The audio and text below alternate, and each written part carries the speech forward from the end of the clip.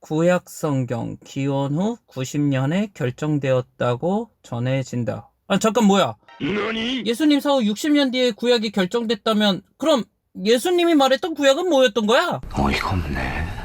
안녕하세요. 집에 있으면 전혀 보지 않을 것 같다 리뷰하다 해서 책을 보려고 하는 미망인 서재의 미망이입니다. 오늘 미망인 서재에서 리뷰할 책은 캐런 잡스 모세 실바의 70인역 성경으로의 초대입니다. 이 책 어려워 보이네요.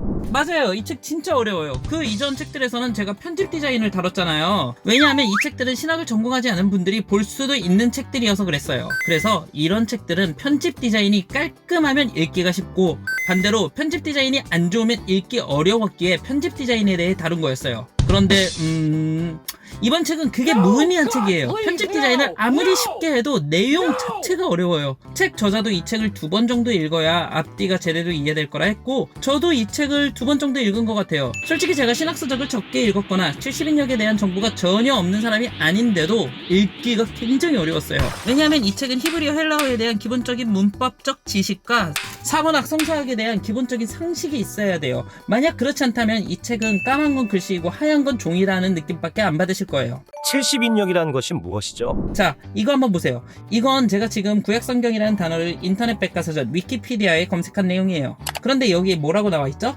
구약성경은 기원 후 90년, 즉 예수님 사후 60년 뒤에 결정되었다는 거예요. 그럼 여기서 우리는 한 가지 이의를 제기할 수 있어요. 복음서를 보면 이미 예수님 시대 사람들은 율법과 선지자들의 예언을 알고 있었는데 90년에 구약이 정해졌다니? 이거 어떻게 된 거야? 맞아요. 구약성경이 90년에 정해진 거라면 예수님 시대에 존재했던 율법과 선지자들의 글은 무엇일까요? 그 해답은 바로 70인역이라는 성경 모음집에 있어요. 예수님 시대, 즉 신약시대 사람들은 70인역이라는 구약성경을 봤었어요. 그런데 유대인들은 70인역이 존재함에도 불구하고 90년경에 다시 자기들만의 성서를 정한 거예요. 유대인들은 대체 왜 70인역이라는 성경이 뻔히 있었음에도 불구하고 90년경에 구약성경을 다시 정했을까? 이 질문에 대한 해답을 이제 저와 같이 천천히 한번 알아가 보도록 하시죠. 기원전 5세기 모세오경을 정하다. 기원전 5세기 무렵 바벨론에 의해 멸망된 이스라엘 백성들이 다시 본국으로 돌아와요. 그리고 이 사람들의 리더가 에스라였죠. 이 에스라는 이스라엘 사람들을 하나로 뭉치게 하고 싶어 했어요. 그런데 문제는 이스라엘 사람들은 순종하는 온순한 타입이 아니라 성질나면 들이박는 스타일이었다는 거예요. 만일 에스라가 다윗 솔로몬처럼 강한 군사와 영토가 있었다면 이런 고민을 안 해도 됐을 텐데 에스라에게는 아무것도 없었어요. 이때 에스라의 머리를 스치는 번뜩이는 영감이 생겼는데 그것은 모세오경, 창세기, 출애굽기, 레위기, 민수기, 신명기를 중심으로 이스라엘 사람들을 뭉치게 하는 거였어요. 에스라는 귀국한 이스라엘 백성에게 이렇게 이야기를 했어요. 존경하는 이스라엘 백성 여러분, 우리 국가가 멸망한 것은 신명기 8장 19절. 네가 만일 네 하나님 여호와를 잊어버리고 다른 신들을 따라 그들을 섬기며 그들에게 절하면 내가 너희에게 증거하노니 너희가 반드시 멸망할 것이라에 근거하여 우리는 멸망당한 것입니다, 여러분. 그리고 우리가 다시 살기 위해서는 신명기 28장 1절 네가 네 하나님 여호와의 말씀을 삼가 듣고 내가 오늘 네게 명령하는 그의 모든 명령을 지키면 네 하나님 여호와께서 너를 세계 모든 민족 위에 뛰어나게 하실 것이라에 근거하여 우리는 다시 여호와 하나님 앞에 돌아가면 우리는 회복될 것입니다 라는 형식으로 이야기를 했어요. 그리고 그의 이야기를 들은 이스라엘 사람들은 뭔 개가 아니라 완전 심쿵하게 했고 그들을 하나로 뭉치게 했어요. 이게 공식적인 유대교의 탄생 스토리예요. 그리고 이때까지 성경은 딱 모세오경이었어요. 아니 생각해보세요. 에스라가 자기가 쓴 에스라, 느헤미야를 가지고 여러분 이거 제가 쓴 책입니다. 이거 성경으로 좀 삼아봅시다 여러분! 이러지는 않았을 거잖아요. 또 여호수아, 열왕기, 이사야, 시편 이런 구약들이 존재는 했어요. 그런데 모세오경하고는 급이 달랐어요. 이걸 가장 쉽게 이해할 수 있는 게 갤럭시라고 생각하면 될 것 같아요. 우리가 갤럭시 제품 라인업이라고 하면 S 시리즈, 플립, 폴드 라인만 생각하지 A 라인업은 별로 안 쳐주잖아요. 그것과 마찬가지였어요. 이 당시 모세오경은 갤럭시 플립, 폴드 수준이었다면 여호수아, 시편, 이사야 이런 책들은 약간 갤럭시 A 요런 수준이었어요. 이게 기원전 5세기 무렵 일이었어요. 기원전 3세기 모세오경을 번역하다. 기원전 5세기에 돌아온 유대인들은 하나님 율법, 특히 모세오경을 지키며 오랫동안 행복하게 잘 살았습니다. 라고 됐으면 참 좋았을 텐데 여기서 유대인들은 새로운 역풍을 맞이해요. 그건 이 당시 이스라엘 사람들이 구약이 쓰인 히브리어를 사용하지 않았다는 거예요. 왜 그런진 정확히 모르겠지만 이 당시 이스라엘 사람들은 자신들의 모국어인 히브리어보다는 아람어를 썼고 이스라엘 밖에 살던 국외 이스라엘 사람들은 지금의 영어와 같은 헬라어를 썼다고 해요. 이런 상황에서 유대인들의 선택지는 두 개였어요. 하나는 히브리어를 배워서 오리지널로 읽자. 성경은 오리지널로 읽어야 된다 라는 주의와 또 다른 선택지는 이참에 사람들이 자주 쓰는 언어인 헬라어로 성경을 번역하자. 이 두 개였어요.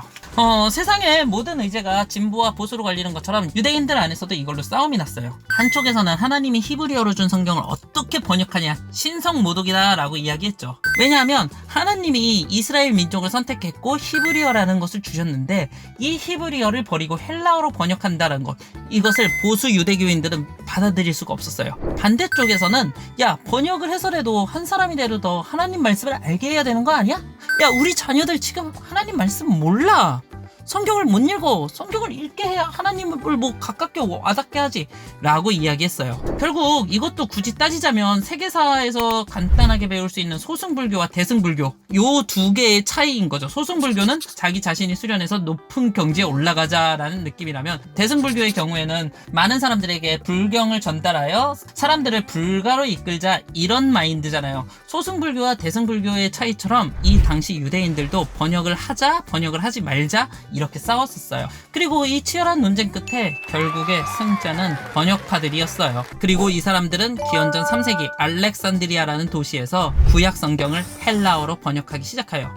이때 번역된 성경은 아까 제가 이야기한 에스라 시대의 성경 모세 오경뿐이었어요. 그리고 이 사람들은 모세 오경 번역에 신비를 더하기 위해서, 그리고 자신들의 반대파들의 입을 다물게 하기 위해서 한 가지 전승을 만들어내요. 그것은 모세 오경을 번역한 사람들이 72명 혹은 70명의 장로인데 이 사람들을 각자 방에 집어넣고 따로따로 번역을 시켰는데 세상에 70명이 무슨 똑같은 번역기를 돌렸나?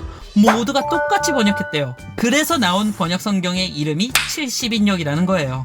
그리고 마지막에 이 사람들은 70인역에 대해 이렇게 이야기해요. 훌륭하고 거룩하고 가장 정확하게 번역되었기 때문에 이를 새로 번역하거나 변화시킬 필요가 없으며 또 이 본문을 바꾸려는 사람들에게 저주가 있을 것이다. 기원전 3세기 무렵의 일이었어요. 1세기 전후 여러 성경이 번역되다. 이렇게 70명의 장로가 번역한 성경 70인역은 오랫동안 많은 사람에게 사랑받으며 오래오래 읽혔습니다.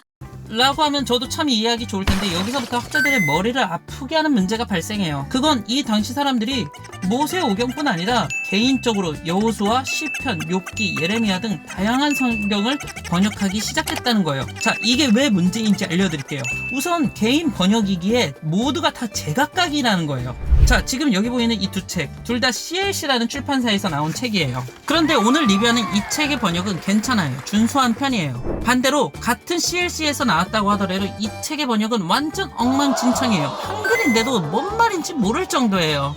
첫째로 도덕적인 면에서 균형을 천명하셨던 바였고, 그런데 이 천명을 취소하신 것처럼 보이는 하나님이신 야훼께서 이스라엘의 거친 추고적 비난의 대상이 되고 있다. 자, 천명, 추고적 비난. 이 책의 번역자가 쓴 단어예요. 문장도 엄청 길고 뭔 말인지 모르겠어요. 아마 이 번역자가 택한 방법은 의역보다는 직역이었던 것 같아요. 반대로 오늘 리뷰하는 이 책의 번역자는 어려운 용어를 덜 쓰고 문장도 쉽게 풀어 쓴 편이에요. 분명 이 책 원서에는 어려운 영어 문장이 있었겠죠. 그런데 번역자는 그런 어려운 문장을 직역하기보다는 한국의 독자들이 이해하기 편하게 풀어서 번역한 것 같아요. 같은 출판사에서 번역을 했음에도 번역자에 따라 책의 상태가 달라지는 거예요. 70인역도 마찬가지라는 거예요. 모세 오경을 제외한 여호수아, 시편, 이사야, 욥기 같은 책들이 그냥 중구난방으로 번역되기 시작해요. 그러다 보니 누군가는 의역을 했고 누군가는 직역을 했겠죠. 또 어느 책은 번역 과정에서 번역자가 자기가 생각하는 신학적 내용을 첨가하기도 했어요. 보세요. 이 책도 번역자가 번역하면 원서의 오류를 지적했죠. 이것처럼 70인역도 번역하면서 번역자들이 자기 생각을 집어넣기 시작했다는 거예요. 그래서 헬라어 번역본 에스더서, 다니엘서의 경우에는 히브리어 성경보다 길다고 하더라고요. 이처럼 번역이 제각각이다 보니까 70인역이 가진 성경의 특성에 대해서 파악하기가 너무 어렵다는 게 첫 번째 문제예요. 자, 70인역이 사람 머리 아프게 하는 두 번째 이유는 번역도 제각각인데 번역된 책 목록도 제각각이라는 거예요. 거듭 말씀드리지만 이 당시에는 구약은 창세기부터 말라기까지입니다. 땅 이런 게 아니었어요. 암묵적으로 선지자들의 글들 시편은 리스펙을 해줬지만 아까 말씀드린 것처럼 그것이 모세 오경만큼의 권위를 가지지는 않았어요. 아니 뭐 예를 들어 나는 시편이 좋아. 그런데 욥기는 싫어. 그러면 모세 오경 플러스 시편만 번역해서 모아놓았고 나는 모세 오경부터 여호수아까지만 볼래. 해피엔딩이잖아. 하면 모세 오경부터 여호수아까지만 번역해서 가지고 있었다라는 거예요. 그래서 70인역이라고 불리는 책들의 모음집을 보면 목록 순서가 제각각이에요. 물론 밥만 먹고 이런 걸 보는 70인역 학자들이 어느 정도 예수님 시대의 사람들이 보던 구약 목록은 이랬을 것입니다. 라고 하며 복원은 하고 있지만 어디까지나 추측과 가정일 뿐 예수님 시대에 사람들이 본 구약이 어느 구약이었는지 아무도 알 수 없는 거죠. 이게 대략 예수님이 오실 무렵의 일이었어요. 신약 시대의 구약. 자, 이런 상황에서 신약 시대를 맞이해요. 같은 유대교 안에서도 사람들이 모세 오경을 제외하고 보던 성경들이 각각 달랐던 거예요. 이에 대해 대표적으로 알 수 있는 것이 사도행전에 나온 바리새인과 사두개인이죠. 이들은 같은 유대교면서도 다른 신앙을 가지고 있는 거예요. 자, 이 성경 구절을 보세요. 그 말을 한즉 바리새인과 사두개인 사이에 다툼이 생겨 무리가 나누어지니 이는 사두개인은 부활도 없고 천사도 없고 영도 없다 하고 바리새인은 다 있다 함이라. 이 구절을 통해 우리가 알 수 있는 것은 같은 유대교 안에서도 서로가 가진 신앙에 대한 개념이 달랐다는 거예요. 왜냐하면 구약이 어디서부터 어디까지인가 정해지지 않았기 때문에 이런 일들이 발생한 것이 아닌가 싶어요. 여기까지의 내용이 대략 이 책의 1장부터 3장까지의 내용이었고 그 뒤의 내용은 히브리어와 헬라어 번역본을 비교하는 내용인데 말씀드려도 노잼일 것 같아 생략할게요.